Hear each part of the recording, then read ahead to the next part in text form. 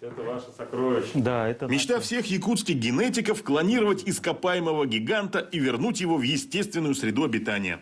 Это малоляховский мамонт, обнаруженный на острове Малый Ляховский.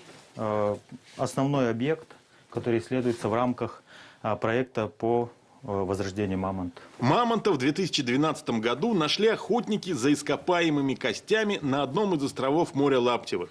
Чтобы удобнее было добраться до бивней, они отрубили хобот, из которого стала сочиться кровь, и тогда о находке немедленно сообщили ученым. Мы надеемся, что из большого количества образцов обнаружится жизнеспособные клетки, нам удастся реализовать наш проект.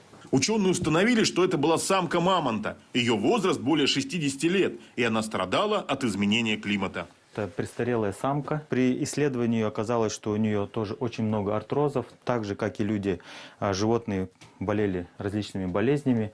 И возраст 28 тысяч лет как раз приходится на Каргинское межледниковье, когда климат менялся, менялась растительность, то есть менялось питание животных.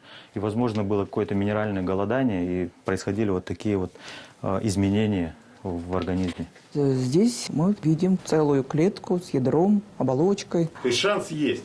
Шанс есть, да. Шанс есть. Вообще очень хорошо были сохранены ткани у малоляховского мамонта. Вся проблема в том, что одной живой клетки мало. Нужна их целая группа. Прямо сейчас препарируют древнего зайца, который провел в вечной мерзлоте 30 тысяч лет. У него тоже есть шанс возродиться. Это глаз или нос? Нет, это... Дай-ка ножницы. Кость. Какая-то косточка же там.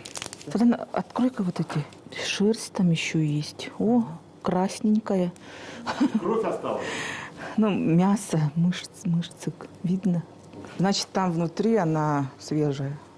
Ну, нам привезли в замороженном виде, но мы не знаем, сколько там оно валялось на земле. Ближайший родственник этого древнего исполина – индийский слон. Вот с его помощью и будут пытаться проводить клонирование, когда в яйцеклетку слона попытаются внедрить ядро с генетическим материалом мамонта, а дальше применять уже технологию привычного ЭКО – экстракорпорального оплодотворения.